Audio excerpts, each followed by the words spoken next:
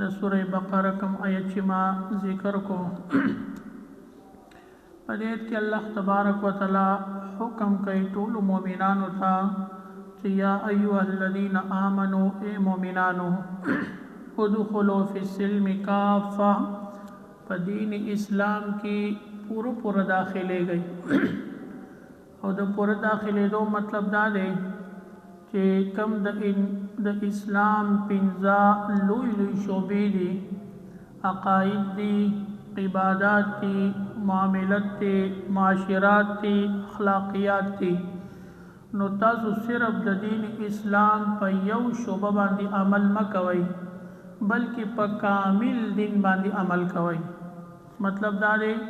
چې عقیده هم د الله د توحید د نبی علیہ الصلوۃ والسلام د رسالت د ختم نبوت عقیده او عبادات هم چې کوم د الله او د الله رسول صلی الله علیه وسلم کومي طریقې ذکر کړي حق عبادات په هغه طریقه پکار دي او بیا معاملات د دین اسلام د احکام مطابق معاشرت د الله تبارک وتعالى د کلام او د الله د حبیب صلی الله علیه وسلم د طور طریقې مطابق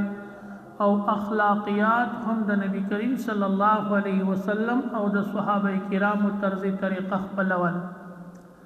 نو په دې باندې موږ ډېر جمعې عرض کړو عقاید د هغې په باره کې هم تذکره شوه د عباداتو په باره کې هم الحمدلله تذکره موږ عرض کړې وه او بیا سر ډېرې جمعې د معاملاتو په باره کې هم موږ عرض کړو او انشاءالله دا یو څو جمعې به د معاشرت په باره کې عرض کوو چې په دین اسلام کې د معاشرت طریقه څه ده څنګه موږ له رهن سهن پکار دی څنګه له موږ طرز طریقه پکار ده او دین اسلام موږ ته څه طریقه ښیي او په دې یو خبره باندې ځان پوهه کول پکار دی چې زمونږ دین اسلام دا یو کامل دین دی کامل ضابطه حیات دی دا صرف د عبادات سره خاص نه دی څنګه چې موږ بار بار عرض کوو چې موږ دیندار سړی هغه چاته وایي چې څوک ډېر نفلونه کوي او عبادتونه کوي نو موږ وایو دا سړی ډېر دیندار دی حالانکه دیندار هغه سړی ته ویلی شي چې هغه کې د اسلام پنځه واړه شعبې داخل وي عبادت هم کوي عقیده هم برابري معاملات هم صحیح معاشرت هم صحیح او اخلاقیات هم برابري نو دغه سړی دیندار دی او چې څوک عبادت کوي ډېر نو هغه ته عبادت گزار ویلی شو خو دیندار ورته نشي ویلی دیندار به ورته هله وایي چې هغه په کامل دین باندې د عمل کوشش کوي کمی بیشی راضی د انسان نه خو هغه کمی بیشی د پوره کولو کوشش کوي نو انشاءالله نن به موږ د معاشرت په باره کې عرض کوو خو صرف 13 جمعه باندې موږ یو مسله عرض کړې وه او په هغې باندې غالبا بعضې ملګري پوهه شوي نه نو زما نه ځان له یو ملګري مې دا تپوس وکړو چې راته په یو کلیپ کې ویلي و چې کله کله مونږه د دوو خاندانونو یا د دوو خلکو په منځ کې صلح کوو نو کله کله دا صلح طریقه د قرآن او د حدیث مطابق ونشي نو د ثواب په ځای باندې سړي ته ګناه میلاو شي نو هغه دا خیال کړو چې په دې صلح ګناه میلاویږي نو اړو کول پکار نه دي نو هغه په خبره باندې صحیح پوه شوی نه و ما دا عرض کړی اور په دې کې هیڅ شک نشته چې د دوو کسانو په منځ کې صلح راوستل د دې ډېر لوی ثواب دی اجر دی د دوو خاندانونو په منځ کې صلح کول دا ډېر لوی اجر دی او د دوو کسانو په منځ کې په څه معامله کې اختلاف راغلی او د هغوی په منځ کې صلح کول دا ډېر لوی اجر دی په دې کې هیڅ شک نشته نبی کریم صلی الله علیه وسلم د صلح د پاره د مسجد نبوي منځ پرېښی دی ټول زندگی کې د نبی علیه الصلاۃ والسلام نه چرته د مسجد نبوي منځ نه دی قضا شوی نه دی پرېښی د جمع منځ علاوه د سفر نه او د سختې بیمارۍ نه نور د صلح د پاره نبی علیه الصلاۃ والسلام یو مقام ته تللی د دوو قبیلې صلح وه د مسجد نبوي مون د نبی کریم صلی الله علیه وسلم نو شو ځان له جمع وکړه په کور کې. نو د صلح ډېر لوی فضیلت ما عرض دا کړو چې کله صلح کولی نو په انصاف سره حقدار ته حق ورکول دا د جرګې کار دی. چې څوک جرګه کوي، څوک د دوو کسانو په منځ کې صلح کوي، څوک د دوو کسانو په منځ کې روغ راولي، نو د دې مطلب دا دی چې څوک اجر ګټي او ثواب ګټي نو هغه به د ظالم نه د مظلوم حق اخلي، هله به ته ثواب میلاویږي. په دې به ثواب نه میلاویږي چې دی ورته مظلوم خرا واچي. ثواب به هله میلاویږي چې کله د ظالم نه د مظلوم حق واخلي او د مظلوم طرفداریو کې د ظالم طرفداریو نه کوي او یا څه فیصله کوي نو په هغه کې د چا عالم سرپرستی پکار د تپوس پکار دی چې مولوي صاحب زه داسې فیصله د دې ډلو په منځ کې کوم د شریعت مطابق دا ټیک تا نو چې د قرآن او د حدیث مطابق نو موږ خو د ثواب دپاره کار کوو که نه چې اجر راته میلاو شي نو چې هغه په صحیح طریقه باندې وشي نو موږ ته به ثواب میلاو شي. په ځای د دې چې موږ یو طرفداري وکړو د ثواب په ځای باندې موږ ته ګناه میلاو شي نو چې ګناه میلاویږي نو د داسې صلح نه ځان ساتل پکار دي، یعنی د قرآن او د حدیث مطابق په طریقه ځان پوه کول پکار دي. لکه مثال لنډ مثال جو در کوم، یو سړی دی هغه قتل وکړو، قتل بل سړی قتل کو نو قتل څومره ډېر لوی ظلم دی او قاتل ظلم کړی دا ظالم دی او کم چې قتل شوی دی هغه مظلوم دی. نو بعض اوقات کې زمونږ جرګې صلح کوي نو مونږ مظلوم ته وایو زه خیر دی مړه پوه نه شو. د یو سړي یعنی زندگی تباه کړه، د هغه خاندان یې تباه کو، د هغه زنانه یې کونډه کړه، د هغه بچي یتیمانان کړه او مونږ جرګه وایو خیر دی مړه بس پوه نه شو، بس پوه نشي انسان پوه نشي خیر دی تی ماف کا. داسې ظالم له سزا ورکول پکار دي. قرآن کې الله فرمایي ولکم فی القصاص حیات یا اولی الالباب، په قصاص کې ستاسو دپاره الله زندگی اچولی چې دې ظالم له سزا ورکړي شي دی به بیا دا کار نه کوي، دا به د نورو دپاره نمونه شي، دا به د نورو دپاره نمونه شي. او د ظالم په باره کې هو قرآن کې الله تبارک وتعالی فرمایي ولا تأخذکم رأفة فی دین الله، د الله په معامله کې په چا زړه مه سوځئ چې چا ظلم کړی نو د ظالم په ظلم باندې زړه مه سېږدئ چې هلکه خیر دی مړه معاف یې که دا ولې معاف کا، دله سزا ورکا، دغه ظالم له د ظلم سزا ورکا او د دغې مظلوم د ظلم تدارک وکړه نو دغې ته ښه فیصله وایي او دغې باندې به الله اجر او ثواب ورکوي. داسې به نه کېږي چې یو ظالم دی ته وایي خیر دی سبا به بیا دغه کار کوي. او دا یو خبره یاد ساتئ چې چرته هم د ظالم په ظلم باندې مه خوشحالېږئ، چرته هم د ظالم په ظلم مه خوشحالېږئ. د ظالم په ظلم خوشحالېدل دا د ظلم مرسته ده، د ظالم د ظلم طرفداري کول دا د ظالم سره په ظلم کې شرکت دی او د ظالم په ظلم خوشحالېدل دا د هغه د ظلم کې حصه ځان له جوړول دي. په هر شي کې مظلوم ستا دشمن ولی نه خو چې په هغه باندې ظلم وشو نو د هر یو ظلم په هغه باندې که نور څه نه شي خفه شه پېځه. د مظلوم په ظلم مه خوشحالېږه، مظلومیت مه خوشحالېږه چې ښه ده چې پې ظلم وکړو ده به دا چل کو نه، د مظلوم په ظلم خفه شه، په هغه باندې ظلم شوی دی خفه شه پې. او د ظالم په ظلم باندې چرته مه خوشحالېږه او چرته هم د هغه طرفداري مه کوه. که د ظالم ظلم ته ښه وي نو په دې ظلم کې ورسره تو شریکې او د ظالم د ظلم مرسته کې نو په دغه ظلم کې برابر شریکې. څومره ګناه چې د هغه کېږي هومره ګناه به ستا کېږي. نو د ظالم په ظلم چرته مه خوشحالېږئ او مه د ظالم د ظلم طرفداري کوئ او مه د ظالم مرسته کوئ. نو ما دا عرض کړی چې کله هم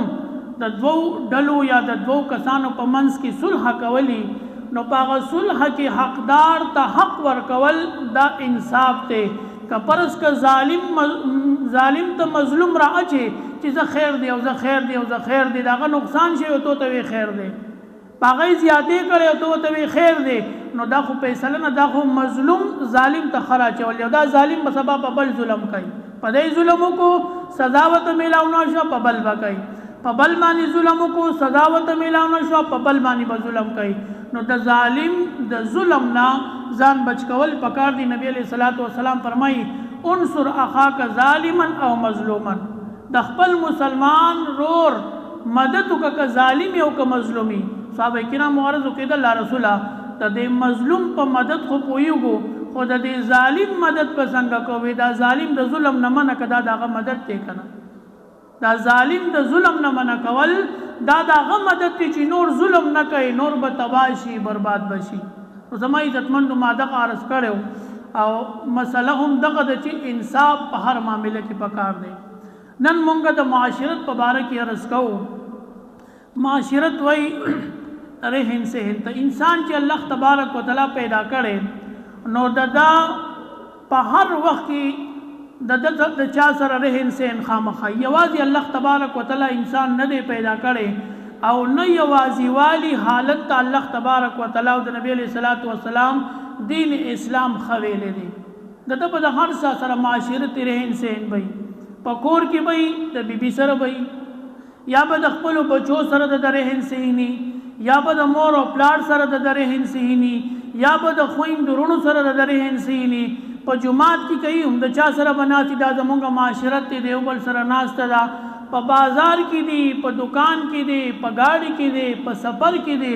په هر حالت کې به د سره رهن سهن وي. نو قرآن کریم او دین اسلام دا ډېر ښکلی دین دی، ډېر په وضاحت سره د هر چا حق بیان کړی دی. او د دې په باره کې نبی کریم صلی الله علیه وسلم ډېر ښکلی حدیث ذکر کړی. فرمای المسلم من سلم المسلمون من لسانه و یده. کامل مسلمان هغه دی چې د لاس او د جبې نه چا مسلمان ته تکلیف ونه رسي. دا ته وایي ښکلی معاشرت. دا یو حدیث چې سړی راغونډ کړي او د دې یو حدیث باندې ځان پوه کړي او په دې باندې عمل شروع کړي نو د هر یو معاشرت به ښکلی. کاغه په کور کې، کاغه د خپلې بیبي سره وي، کاغه د بچو سره وي، کاغه د مور او پلار سره او کاغه بهر په معاشره کې وي. خو چې په دې حدیث باندې سړی عمل وکړي چې المسلم من سلم المسلمون من لسانه و یده. کامل مسلمان هغه دی چې د لاس او د جبې نه چا مسلمان ته تکلیف ونه رسي. بس د لاس نه چا ته تکلیف ونه رسي، د جبې نه چا ته تکلیف ونه رسي. نبی علیہ الصلوۃ والسلام فرمایي دا کامل مسلمان دی. مونږ زما عزتمنو د خپل اسلام مطالعه مونږ نه ده کړې. مونږ ته پته نشته چې په اسلام کې د معاشرت طریقه څه ده او اسلام معاشرت څنګه بیان کړی دی. نو مې اورېدلی دی چې دا معاشرت دی، خو مونږ ته پته نشته چې په اسلام کې معاشرت قرآن څنګه ذکر کړی او حدیث څنګه ذکر کړی. د مطالعې نه کولو د وجې نه زمونږ ټوله معاشره ګډوډه ده. که په کور کې وګورې هم خلکو ته تکلیف، که په جماعت کې وګوري هم خلکو ته تکلیف، که په بازار کې وګوري هم خلکو ته تکلیف، که په معاشره کې څومره رهن سهن معامله وګوري نو زمونږ د لاس او د خپو نه هر چا ته تکلیف رسي. او تسبیح هم راغیستې ذکر کو سبحان الله الحمدلله، منظم کو 5 وخته، تهجد پکې مې اهتمام وکړي شي، د ذکر اذکار مې اهتمام وکړي شي. خو د اسلامي معاشرت نه خبره یو نو د دې سره سره مونږ خلکو ته تکلیف رسو. حالانکه چاته تکلیف رسول دا ډېر لوی ګناه دی، لوی ګناه. ګوره جماعت ته د جمع منځ کول دا څومره لوی عبادت دی او دې ته فقهاء سنت مؤکده ویلي بغیر د عذر نه د جمع منځ پرېښودل ښه خبره نه ده، ګناه ده. نبی علیہ الصلوۃ والسلام فرمایي چې زما زړه غواړي چې د مسجد نبوي دا امامتي بل چاته حواله کړم هغه مونځ وکړي او زه لاړ شم او کم کسان په کورونو کې مونځ کوي چې د هغوی دا کورونه اوسېږم چې جومات ته ولې نه راځي. دومره سخت وغید دی جومات ته د مونځ له نه راتلو. خو نبی علیہ الصلوۃ والسلام فرمایي که چېرې د یو سړي داسې بیماري چې د هغه د بیمارۍ د وجې نه بل مسلمان ته تکلیف دی، بیمار دی او د هغه د بیمارۍ نه یا بوی راځي یا نور څه داسې دي چې بل مسلمان ته تکلیف دی نو وایي دا سړی د مانځله نه راځي.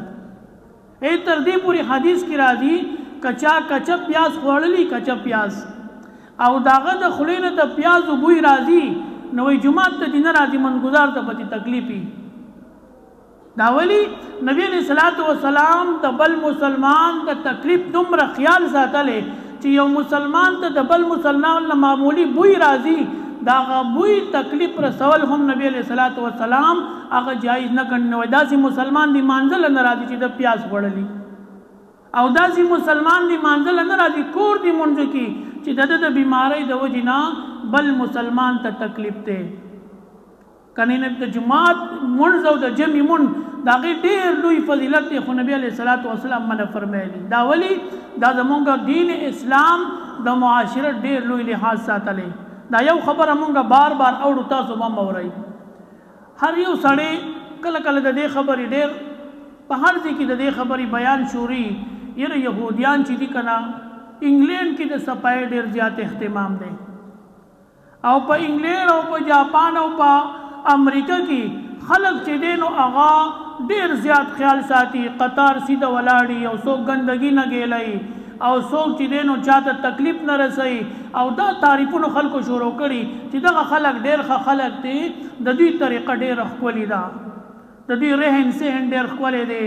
چا سره دوکه نه کوي، په چا باندې ظلم نه کوي، د چا سره زیاتې نه کوي، د چا حق تلفي نه کوي. دغه شان معاشره د هغوی ښکلې ده او پاکه ده. چرته به پکې جنګ جګړې ونی نه، چرته به پکې ګندګي ونی نه، او چرته به پکې داسې کار ونی نه چې د هغې نه بل انسان ته تکلیف وي.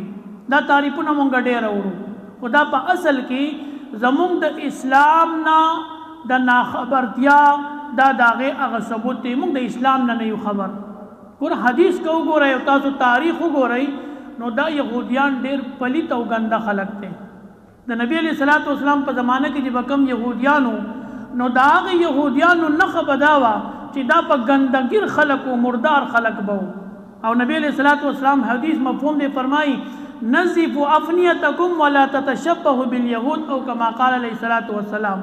فرمایي صحابه کرامو ته خپلې لارې کوڅې پاکې کوي،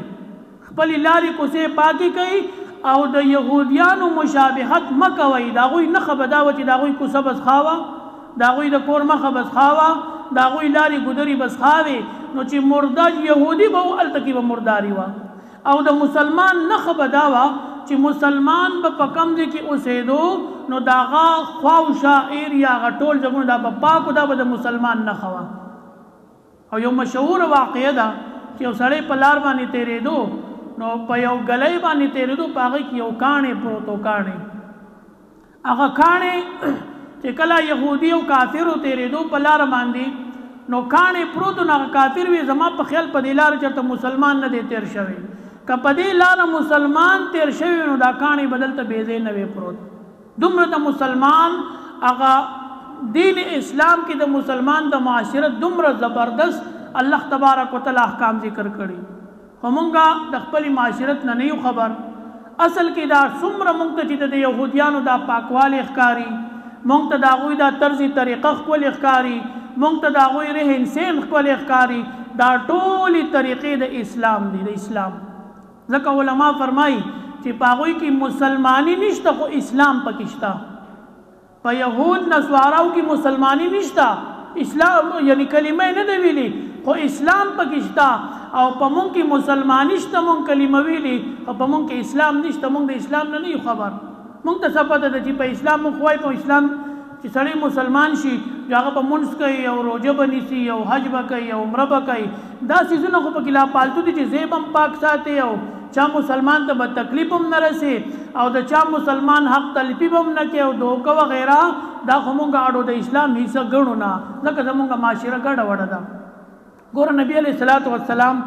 انسان خلاصه کې انسان د زناورو حق نبی علیہ الصلوۃ والسلام هغه ذکر کړي. امام بخاری رحم الله یو حدیث نقل کړي، فرمایي یو پیغمبر مخکې زمانه کې یو پیغمبر هغه میږي او چیچو میږي چې میږي او چیچو د میږي د چیچلو د وجې نه هغه غزې ګرو را ګرو غزې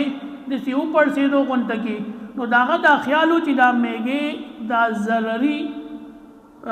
ضرر رسون کې مخلوق دی. نو د میږو هغه سوړه چې دا هغې ته ور ورته کو هغه ټول میږي وسوځوله. الله تبارک وتعالی په پاک وخت کې جبرائیل امین وحی راوړه او د الله د طرفه حکم راغی چې تا ته ګوره په دغې میږو کې تا ته یو میږي تکلیف در رسو او تا ټول میږي اوس وځول اعلان کې پدې میګو کې د الله ذکر کون کې او تسبیح کون کې ډېر میږي سبحان الله وای هغه دی اوسېدله وې 200 کاله هغه پیغمبر الله ته جړل وی الله دا ګناه می معاف کړه خطا می معاف کړه یعنی په خپل عمل باندې 200 کاله هغه جړا وکړه الله تبارک وتعالى چې دا می سکار کړي د یو میږي په باره کې 200 کاله جړا او د الله تبارک وتعالى فرشتہ وحی راوړي چې دا کار دی خونه کو دا سینه د پکار نبی علیہ الصلوۃ والسلام پلار تیریدو صحابي فرمایي مونږ پلار تیریدو یو اوخ ولاړو پلار باندې نو نبی کریم صلی الله علیه وسلم هغه اوخ نبی علیہ الصلوۃ والسلام ته د اوخ یو आवाज کو نبی علیہ الصلوۃ والسلام په پوښو چې خاله وراغي نو هغه اوخ نبی علیہ الصلوۃ والسلام ته پریاد کو جړای وکړه او د سترګو نه اوخ کی راوبې دی نبی علیہ الصلوۃ والسلام فرمایلی دا دی اوخ مالک څوک دی ا مالک را پیدا کو راي وستو نبی علیہ الصلوۃ والسلام تو فرمایل وې دې اوخ ماته شکایت کو چې تو کار په د باندې ډېر کې او خوراک دل نه ور کې د خوراک حق تو نه ادا کې نو د الله نه ویریږي د زناور حقوق هغه لور کوي زناور له تکلیف ما ور کوي نبی علیہ الصلوۃ والسلام د زناور دومره خیال ساتله او د الله تبارک وتعالى په دې قران کې چې سرنګ د انسانانو حقوق دي دغه شان د زناور حقوق دي امام بخاری رحم الله یو روایت نقل کړي مشهور حدیث دی یو زنانه ده او هغه یو پیشو ساتلی او هغه پیشو له خوراک نه ورکو د لوګي نه مړ شو الله په دغه باندې هغه له جهنم زیکو ته دې پیشو ته تکلیف ورکول د وجینا نن مونږ انسانانو له تکلیف ورکو نن مونږ په معاشرت کې مونږ د چا د حق خیال نه ساتو ک گاونډي جو هغه په تکلیف کی ک پسټ ناس مرګري جو هغه په تکلیف کی ک په یو محله کې اوسیدونکو جو هغه په تکلیف کی ک په یو ځکه د یو بل سره ناس ته پاس ته غم خالي هغه کې هر مسلمان ته تکلیف رسولي نو اخر مونږ به د مسلمانی کله زده کو چې کله مړ شو مسلمانی به زده کو او چې کله د دنیا نه لاړ شو مونږ به مسلمانی زده کو زما عزتمندو قرآن نبی علیہ الصلوۃ والسلام کو دومره اهتمام کړي چې د دین اسلام په معاملاتو کې او د شریعت په حکم کې چاته تکلیف نبی علیہ الصلوۃ والسلام مناسب نه دي ګڼلي یو سړی جمعه تراغي منځ کوي او د پمانځه کې په زور قرات کوي او د خواته بل مرګري ته تکلیف ته د قرات نه نو د منځ کوي خو ګناه کوي غلط کار کوي د ګناه کار کوي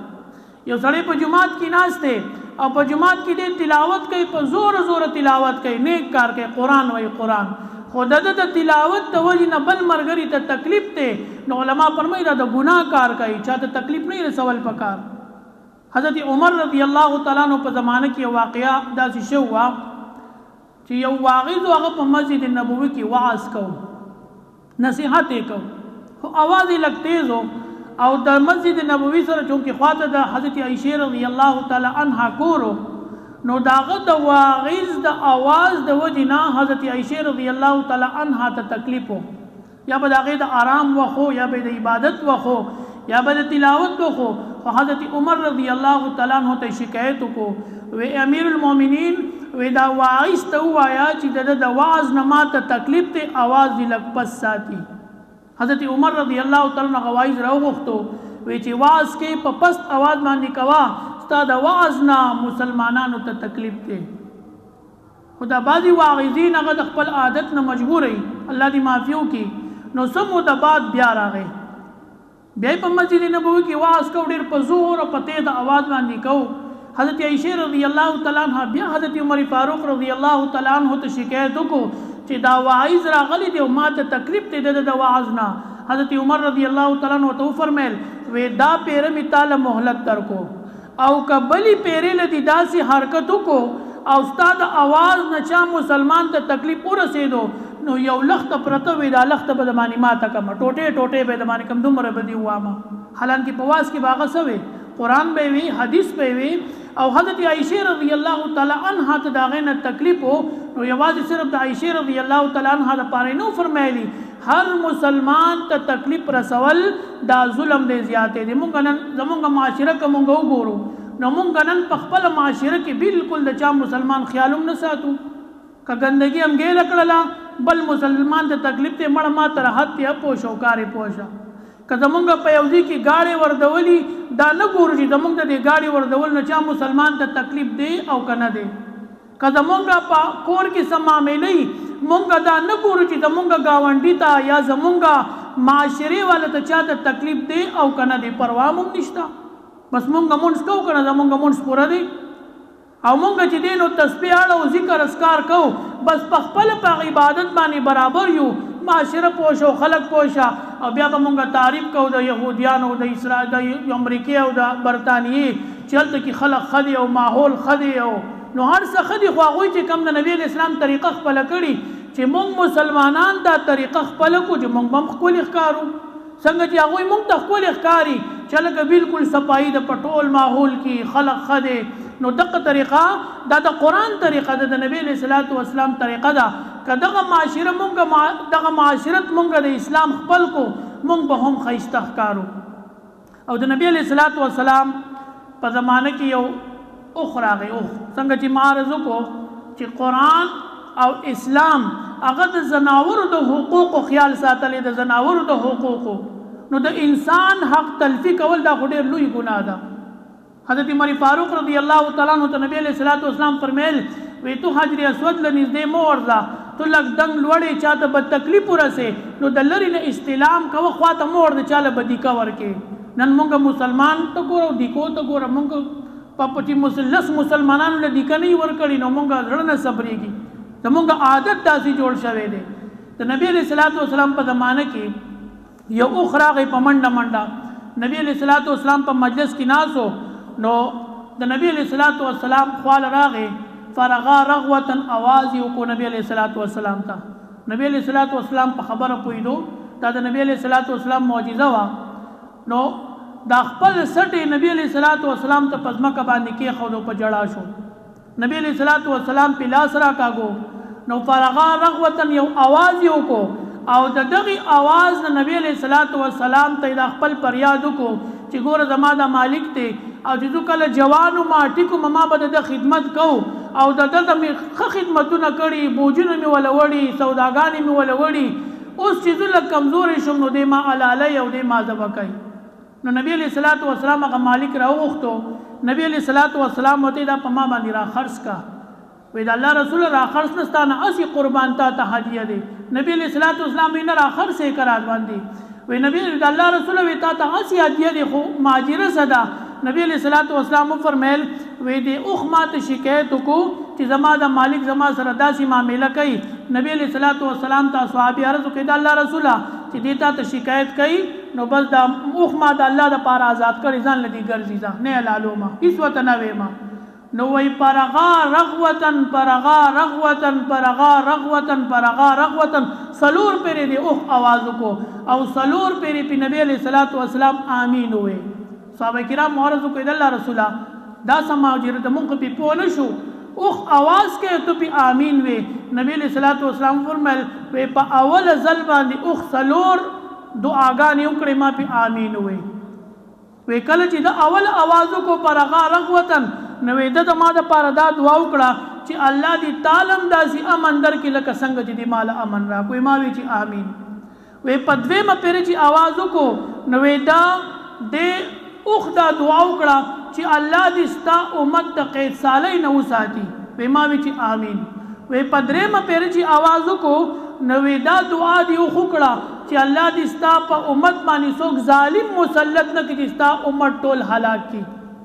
او په څلورمه پیرې چې دا آواز وکړو نو وی دا دعا وکړه چې الله دې ستا په امت کې توړ نه پیدا کوي چې په دې کې تفریق راشي. نو نبی علیہ الصلوۃ والسلام په جړا شو، وی دا دعا خو زمام الله نه قبول کړي او وی دې اوښ دا دعا وکړه چې الله دې ستا په امت کې اتفاق راولي، توړ دې نه راولي. نو دا زما عزتمنو دین اسلام ښکلی اسلام دی. معاشرت زده کول پکار دی، قرآن لوستل پکار دی، حدیث لوستل پکار دی. الله دې د قرآن او د حدیث د تعلیماتو مطابق د زندگی تیرېدو توفیق. آخر دعوانا